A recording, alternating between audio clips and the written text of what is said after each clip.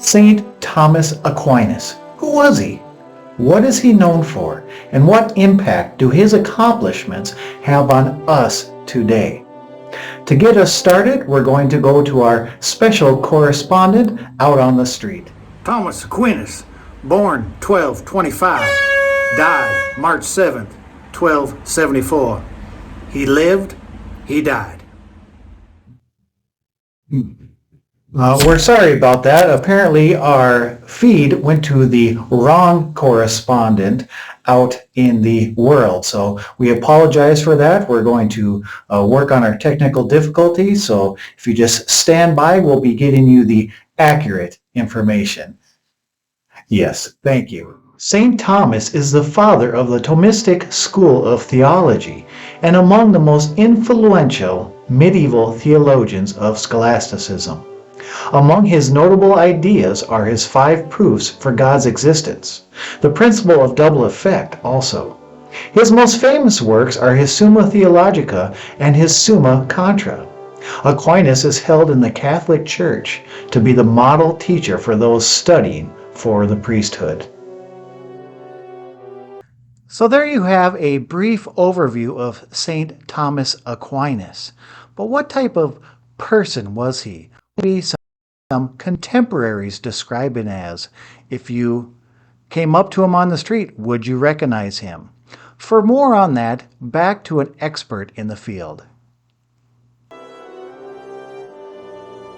Thomas had a dark complexion, some say, large head and receding hairline, and his stature was large. Writer G.K. Chesterton titled his work on Aquinas The Dumb Ox, based on early impressions that Thomas was not proficient in speech. However, he showed manners that came from good upbringing and was described as refined, pleasant, and lovable. He was able to maintain self-control during debates and was known for his power of memory. He expressed his thoughts systematically, clearly, and simple, and taught with authority. I hope that gives you some idea of who Thomas Aquinas was as a person. Now, back to you. Thank you. That was also helpful. But what of his early life? Where did he come from? What was his family like? For more on that, back to another correspondent. I was asked to give some background on Thomas Aquinas. Well, I've been around a minute, so I can certainly do that. Thomas of Aquino was born somewhere between 1224 and 1226 at the castle of Roccasecca near Aquino. That's situated about midway between Rome and Naples. Now, he's known in history as Thomas Aquinas, something that's his last name, but in fact, it's just because he is from this area known as Aquino. That's why they call him Thomas Aquino. Anyways, his parents were Father Landulf of Aquinas, and his father was the master of Roccasecca. And his mother, who was actually the second wife to his father, was Theodora. He had, Thomas that is, 5 sisters, 4 older brothers, and at least 3 half-brothers. Now, let me just tell you what his family did to him a little bit later on in life. Okay. My apologies. We had to cut off our correspondent there, and we'll get more into that a little later from somebody with a little more decorum. Speaking of decorum, now we're going to go to a very special source for the next piece of information on one St. Thomas Aquinas. Thank you. When Thomas was about 6 years old, something that was custom for noble families, his parents sent him to the Benedictine monks of the Abbey of Monte Cassino. Now, Monte Cassino served as the ancient monastery, and this is where he received his elementary education, because his family thought that maybe someday he would become an abbot as others had in his family. However, in 1239, Roman Emperor Frederick II sent troops to occupy Monte Cassino. This sent Thomas home in the spring of that same year when he was about 15 years old. Thank you. Next, Thomas entered the preaching friars in Naples, where he studied. He had become attracted to that lifestyle, we're told, and its religious life, as it's considered to be an imitation of Jesus' ministry. More on that, back out to another correspondent. Thomas became attracted to the lifestyle of these preaching friars in Naples. He was attracted to the lifestyle and its religious life. It consisted of the imitation of Jesus' ministry that involved intellectual as well as meditative, rather than only working and praying in a monastery. Now, this is the type of lifestyle that many people in contemporary times seem to be attracted to. Well, Naples had started to be the center for study of ancient science that had recently arrived in Europe, and it was in Naples where Thomas was introduced to Aristotelism. Aristotelism and the way of life in the Dominican order, this would direct Thomas's life. Later, Thomas would make Aristotelism more pleasant to Christian theologians that eventually led to scientific methods of observation, experimentation, and corroboration. Well, thank you for that. Now it's no use putting it off any longer. We have that unusual circumstance that was alluded to earlier. So to give its proper respect, let us call in another specialist to tell about this peculiar circumstance in the history of Thomas Aquinas.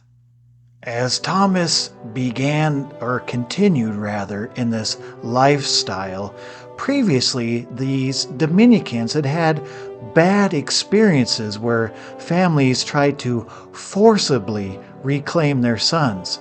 They wanted to keep this from happening to Thomas, who appeared quite gifted. So to avoid such a controversy, they sent Thomas to Rome, and in May of 1244, he then headed to Paris.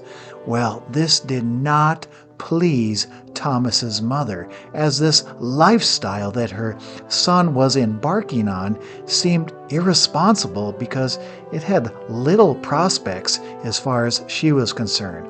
Well, her solution was to grab Thomas and put him under house arrest. She even had one of Thomas's brothers grab him, where she then kept him secured for over a year. Some biographers will say that two of Thomas's brothers even brought a prostitute to tempt him away from this celibate lifestyle choice, but he drove her away. It's also said that two angels came down and provided him a life of chastity.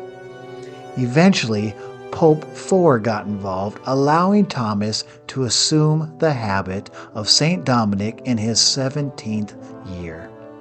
After a year of his family members trying to convince him otherwise, Thomas was allowed to return to this lifestyle in Naples in the summer of 1245. And that is the sordid history that some try to avoid. I want to personally thank that correspondence for handling that information so professionally. And now let's hear about Thomas's education and career. In Paris, Thomas studied in the Faculty of Arts of the university with Dominion scholar Albert the Great. And in 1248, Albert went to teach at the college at Cologne and took Thomas with him. For several years, Thomas remained with Albert Magnus, whose influence was the most important in Thomas's development. He retained much knowledge that had been passed on to him from Albert, and later, still in his 20s. In 1252, Thomas was sent back to Paris to continue his teaching and earn his master's degree. In 1256, he became the equivalent of a professor of theology, or more specifically, Scripture. Here, Thomas was to preach upon scriptural texts, analyze books of the Bible through commentary, and argue for and against rival interpretations of Scripture, doctrine, and moral consequences. All of these methods that he developed make up a large portion of his Thomanism. He lectured on theology in Paris, Rome, and other Italian towns, gaining both experience and notoriety. No earlier than late 1261, Thomas moved to Rome, where he attended the London meeting of the Dominican order. And in 1268, he lectured in Rome and Bologna. During these years, he remained engaged in the public business of the Catholic Church, and from 1269 to 1271, again active in Paris, he lectured to the students, managed the affairs of the church, and advised King Louis VIII, his kinsman, on affairs of the state. These positions, and that position in particular, show the significant reputation Thomas had earned by this time. Thomas Aquinas is among the most influential medieval theologians. And to give you an example of his theology and philosophy, we will be going to a special presentation about a portion of his Summa Theologica. Thomas's theological works are enormous, so enormous that he worked on them up until his death. Among his works are his 5 ways to prove God's existence. I'm going to provide a summary. The first is from motion. Whatever is in motion was put into motion by another force. Whatever is moved by something. And since an endless regress is not possible, a prime mover is required. God is the prime mover. The second is the first cause. This has to do with cause and effect. Before an effect can occur, there must be a cause. Every result has a cause, and since an endless regress is impossible, there must be a first cause. So there must be a first efficient cause. God is the first cause. Reason 3 comes from possibility and necessity. This is like reason 2. For us to exist, there must first be a prior existence. There must be a source for all consequences which follow. Some existence must start the rest. This is God. Thomas's 4th reason is found in source. For all sources to exist, perfectly good, bad, all, there must first be a source of the cause of our being. All perfection in this world requires as its source an ultimate perfection. That is the cause of our being, our goodness, and every other perfection. The ultimate perfection is God. And lastly, his 5th reason for God's existence, purpose. All have a purpose. Take, for instance, even a baseball. Without intelligence, has a purpose. To be hit or to be thrown, to be caught, you get the idea. It has a purpose. The baseball is given that purpose by me if I'm the one using it. Even lifeless things have a purpose which must be defined by something outside themselves. Revelation tells us that God is the Alpha and the Omega, the first and the last, the beginning and the end. Thomas himself said, "Therefore some intelligent being exists by whom all natural things are directed to their end, and this being we call God." Those are brief examples of Thomas's 5 ways. Now, again, this is just a small portion of Thomas's just enormous theological work. His Summa Theological and Summa Contra are just immense works, and a person could spend the rest of their life, if they so choose, studying. So please don't take the brevity of how I explain the 5 ways as an example of the importance of Thomas's work, which is of great importance should one choose to study it. Thank you.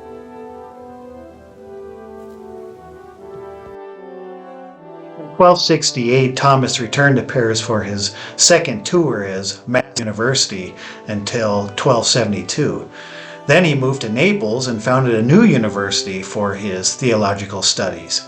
In 1273, while at Mass, he had some type of experience, physical, spiritual, or otherwise, that left him unable to continue working.